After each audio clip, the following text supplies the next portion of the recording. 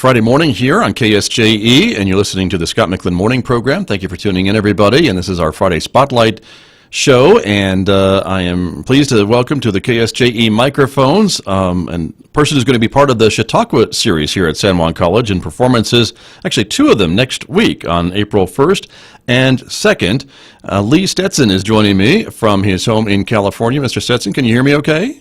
I can hear you just fine, Scott, and delighted to be doing so. Thank you. Well, welcome to KSJE, and it's great to have you with us to talk a little bit about your performances of John Muir. And actually, you're speaking to us from not too far from where John Muir kind of made a name for himself there in California, correct? That is correct. I perform here in Yosemite Valley every summer since 1983, and so I do live close by, within an hour's drive of Yosemite National Park. Got it. And so for folks maybe who aren't familiar with John Muir, and I hope that's not too many of our audience this morning, but he really was an environmentalist maybe before that term came into vogue. I mean, he was born in 1838, so he's got quite the history there in the West, as the West was being developed by the United States government, and some of these national parks and things. That's really where he got involved, correct?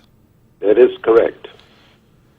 Yes, he had a long history, having arrived in California when he was only 30 years of age, but his explorations of both the far west here, particularly in the Sierra Nevada, but also in Alaska, chasing glaciers and big trees wherever he could. He was a very enthusiastic and passionate advocate of engaging the wilderness. Right, and nicknames such as John of the Mountains and Father of the National Parks, this all adds to the story of John Muir, correct? It is correct, and one of the great attractions to him as a character for me was just that, his tremendous contributions, not only as the father of the National Park idea, but also, of course, as the founder of the Sierra Club, and consequently all of the splinter groups that are now environmental or wilderness organizations.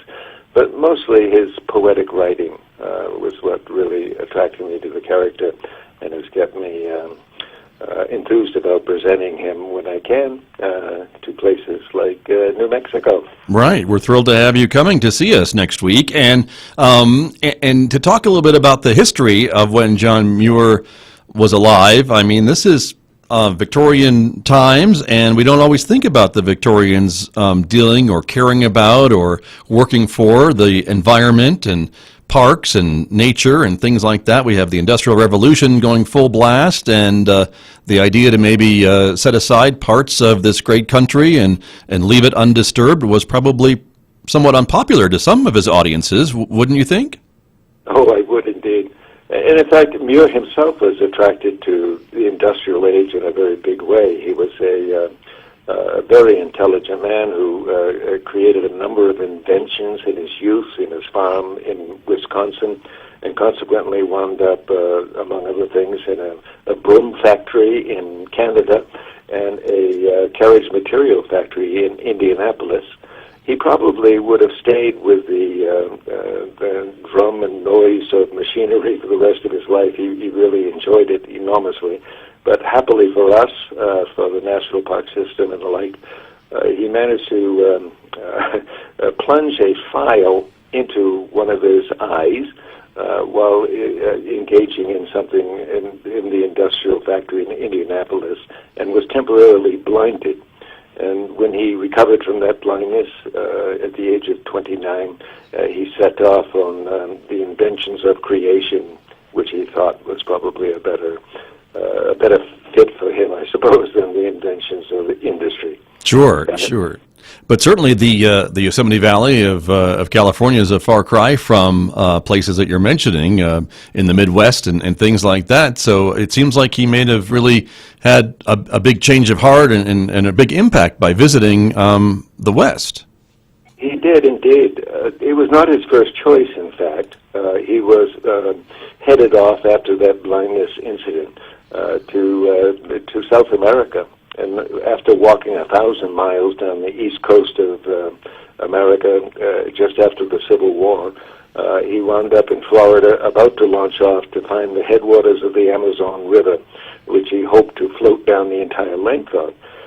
But fortunately, once again, he was stricken down, this time by malaria, and it so weakened him that he decided that going further south in the tropics was probably a poor idea at the time, although he did so briefly to walk through what was then Panama without the canal, and take another ship up to San Francisco. And that is what brought him to Yosemite in 1868, when he was only 30 years of age. And how long did he spend there, Mr. Stetson? He was there for quite a while, wasn't he, or was that over several trips? Well, in Yosemite, you mean? Yes. Yes. Well, he lived here about 5 years on and off, exploring most of the West, but came back very, very frequently, particularly after the Sierra Club was created in 1892. But then he was so he came back very frequently for many different reasons, but largely just to embrace what he regarded as his spiritual home. I see. But this idea of saving and preserving part of the wilderness was relatively new in the United States and even the world at that time, was it not? I mean, governments weren't doing that very often, if at all. It's true, Scott. You know, the truth is that Americans found the wilderness before them as they came across west to be utterly inexhaustible from their point of view. It was hard for them to imagine that the wilderness could be sufficiently diminished by their activities. But Muir, in his travels around the West, in Alaska as well, discovered how quickly we were losing wild lands and wild critters, and his concern for that was what began to generate the idea of preserving places as national parks. And do you think, Mr. Stetson, if it wasn't for John Muir, would we have some of these vast open spaces still to this day, or would we have some subdivisions and other things kind of cutting their way through them? Well, in many of those places that we now revere as national parklands, yes, we would have indeed had a very different landscape had it not been for Mr. Muir's enthusiasms, and the enthusiasms, of course, of many other people as well in his time and long afterwards. But for the beginning of the national park idea, for the idea of creating institutions that would help defend them, Muir is simply a very primary force in that regard. And his relationships with significant people of the day, people like Teddy Roosevelt in particular, were very helpful in terms of expanding his ideas and writings to the American public. Sure, and certainly helpful in getting some of these things through Congress, I suppose, and getting them into law, right? Exactly so. Sure. My guest on Friday Spotlight this week is Lee Stetson. He is going to be portraying John Muir in a Chautauqua performance for 2 nights next week here at San Juan College in the Little Theater, 7 p.m., Monday, April 1st, and Tuesday, April 2nd. And Mr. Stetson, could we talk to Mr. Muir for just a moment about some of his thoughts on coming to New Mexico and some of our open spaces over here? Well, sure, then. Well, I very much look forward to having the ability to speak to the people of New Mexico. I'm sure they're already well grounded in the kind of respect for the wilderness and respect for wild creatures that I have been. But I urge them to go off and engage the wilderness however they can. Go out there as often as you can. Go, because everybody needs beauty as well as bread, and places to pray and play, and where nature may heal and cheer and give strength to body and soul alike. Go quietly, go alone, no harm will befall you, and go often, go all your life. As age comes on, one source of enjoyment after another is closed, but nature's sources will never fail you.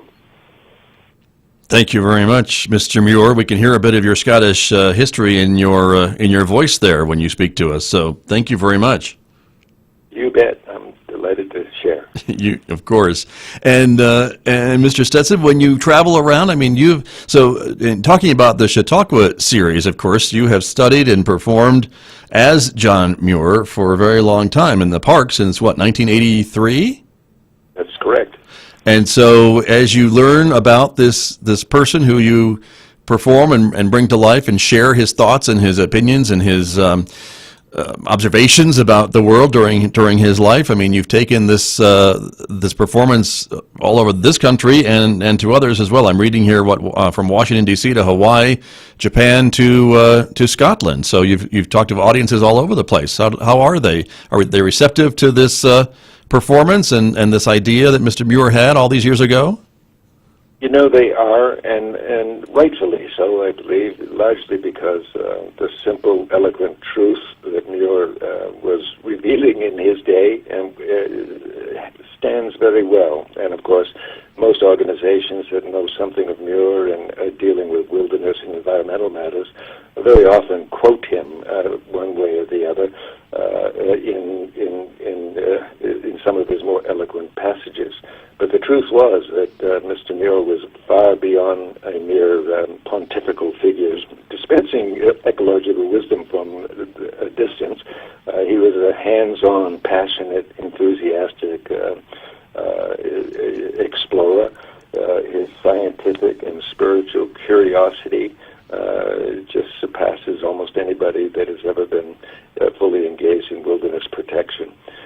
So the shows that I'll be doing, by the way, are two very different productions. One is the very first one that I produced here in Yosemite called Conversations with the Tramp, an evening with John Muir. And it involves a battle for a magnificent Yosemite Valley that was lost eventually to the city of San Francisco, who now pumps water from that valley to that city. But it has a great deal of biography and a great many adventure stories as well. And the second show is called The Spirit of John Muir, which will be done the second night on April 2nd. And it is a catalog of some of the more astonishing adventures that he had in the wilderness and a sort of a summing up of why we should be protective and sensitive to it. Interesting. And some of the stories that I know about this fight over the Yosemite Valley, I mean, that was an early battle over water, and that's an issue we still find throughout the West even today, do we not? I mean, that was one of the earliest battles of a growing urban area and their need or demand for other sources of water for their growing city. Wasn't that the case? That is very much the case. There were other alternatives for water for San Francisco, but the truth is that, like Yosemite Valley, the Hetch Hetchy Valley, a sister valley located in our national park and still part of our park, was a glacial carved valley that had its high walls already built, essentially, and all you had to do was to plug up the river that flows through it, called the Tuolumne. And so it became a cheap alternative for San Francisco, and they managed to override the considerations of the day that Mr. Muir had, among others, and convince Congress that they needed that particular source for water. And Mr. Stetson, with some of the audiences that come and see you here in New Mexico or elsewhere, is it a hard sell necessarily to get them to think about some of these fights that Mr. Muir had and how relevant they still are in modern day North America? I mean, some of these themes tend to repeat themselves. They do indeed. But again, my feeling on it and my experience with it is that people listening to that simple, eloquent truth of Muir's are very easily persuaded that at least he had an avenue to the kind of truth that all of us should be associated to. There's nothing. He was very.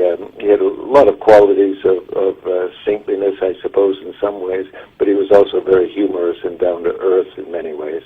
But he just left a message that I think most people find themselves in hearty agreement to, in general principle. And when it comes to a particular issue of obviously this dam that needs to be built, or this particular development that needs to be erected from the point of view of dam builders and developers. There is, of course, a strong difference of opinion when it comes down to the specific issue. But in terms of the general philosophy of Muir, I think most people are pretty much in agreement that these places are well worth preserving, and the ecological soundness of our environment requires us to be alert to all of that. Sure. There are some who would say, though, that why do we need these protections? Why can't everybody just get along, and can't we trust the industry and others who are logging or using some of this landscape for gain to police themselves and do the right thing? And I think Mr. Muir probably saw some of that as well, and probably, I think I know the answer to this, he decided, no, they probably couldn't be left to their own devices, and that continues today. Was that some of his concern as the Industrial Revolution was going full steam ahead? Well, sure. Obviously, people, when it comes to self-interest, can't see the broader interests of society very often. It is simply a fact of human nature, I think, that once you've identified that which will make you particularly enhanced in some way, you tend to forget that there are other humans and other communities and indeed other nations whose agenda really needs to be paid attention to. Understood. Mr. Stetson, for your shows that you talked about, you have two different performances here next week on Monday, April 1st, and then again Tuesday, April 2nd. Both will be at 7 p.m. and here in the San Juan College Little Theater. This is an all-ages show, I would assume. I mean, certainly family-friendly, of course, but you encourage folks to bring some of the young children to learn a thing or two about John Muir? Absolutely. Many of my audiences, in fact, in some of these productions that we'll be doing here at the San Juan College, there is an invitation to older students coming in. But quite frankly, I think that most people, most children who are 7 or 8 years or older are going to extract a great deal of positive information from Mr. Muir. Indeed, and probably could use that too as they explore the world around us and some of these rural areas and wild areas that have been left wild because of the work of John Muir. Sure. In fact, I'll be one of those coming to New Mexico. I've been there several times, but there's so much to explore that I have not yet done. That I'm looking forward to having a little extra time to play about. And talk to me a little bit about your schedule during the summertime when you're performing in the park. I mean, is that pretty nonstop once it starts? Well, it has been in the past. When I first began, I was doing 5 performances a week, nighttime shows, usually about an hour and a half in length. Not in the Chautauqua form, which we'll be doing here at the San Juan College, but as straight productions. Nowadays, I do 2 shows a week in the park all summer long, usually this year from May through October. But I will be also traveling a great deal, as I often do, going to Alaska for a couple of weeks, to the Grand Canyon for their centennial celebration, to Medora with Teddy Roosevelt, who performs there, a good friend of mine. So I'll be quite busy, in fact, and delighted to be so. I was going to say, something tells me you wouldn't have it any other way, Mr. Stetson. It's true. With your schedule, and there are some concerns that because of the popularity of our national parks, we are as Americans loving them to death, and there's concerns about how to manage the crowds of people that come to these places that are so close to nature that we want to keep them that way. Yet opening them up to the public means we have to provide certain amenities. Is that something that concerns you, or do you think it would have concerned Mr. Muir by these tens of thousands of people who travel to places like the Grand Canyon and Yosemite every year? Sure. As I walk around the valley, usually with small groups, I'm inclined to remind them that when I, John Muir, was first walking around the valley, the group in front of me, perhaps 50 to 60 people, with the entire crowd that I would see in a given summer in the 1860s. Nowadays, you can't, of course, go anywhere in Yosemite Valley without touching elbows with somebody if you go to the more iconic spots to observe the wonders of Yosemite. But the truth is, in Yosemite, like so many other national parks, just walking a mile away from a road will usually give you the kind of solitude and silence that I experienced, or John Muir experienced back in the 1860s, and to soak in the values that are speaking to you out there in the great wilderness. So yes, there is a great concern, and justifiably so, of the swarming masses of people coming to the major sites of national parks, but there's also a great need for people to get to them, to understand their value, and to acquire the values that will impel them to preserve these places.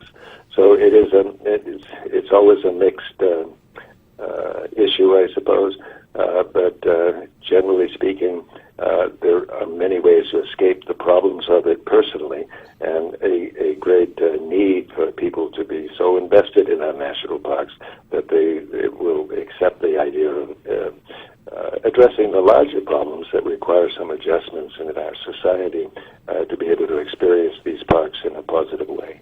And I was going to ask you, do you think Mr. Muir would be happy that his park, the parks that he fought so much for and so hard for, are being enjoyed by so many more people today? He would be delighted that so many were able to experience it to some degree. But given his own experience in the wilderness, he would be rather appalled, I suppose, at how people enjoy them so briefly and so needful of artifacts to keep them comfortable. So, no, there would be, and some of that will be discussed in my productions. Okay. Observation of tourists and the like are a great fun and hopefully educational moments in the scripts that I have developed. Very good. Well, Lee Stetson, I can't thank you enough for spending some time with me to talk about your upcoming Chautauqua performances here at San Juan College. Once again, it is going to be on Monday, April 1st, 7 p.m. in the San Juan College Little Theater, and again on Tuesday, April 2nd, 7 p.m. in the San Juan College Little Theater. And again, the two shows are different, correct? You could come to both and see a different show. Absolutely. They're all the words of John Muir, by the way, but manipulated a bit by myself. But they are two very different productions, and both of them I hope people will find as enjoyable as I have all these years. Wonderful. Well, again, thank you for spending some time with me this afternoon. Have a great rest of your day and a safe travel to Farmington. We'll see you next week. Thank you, Scott. I hope we do see you there. You're very welcome. Thank you so much. That is Lee Stetson. He is performing as John Muir here at San Juan College, part of the Chautauqua series. By the way, those performances are free. I failed to mention that. Made possible by the San Juan College Foundation and their donors. And again, April 1st, San Juan College Little Theater, 7 p.m., and April 2nd, San Juan College Little Theater at 7 p.m. I'm Scott Michlin. Thanks for joining me on our Friday Spotlight program on KSJE.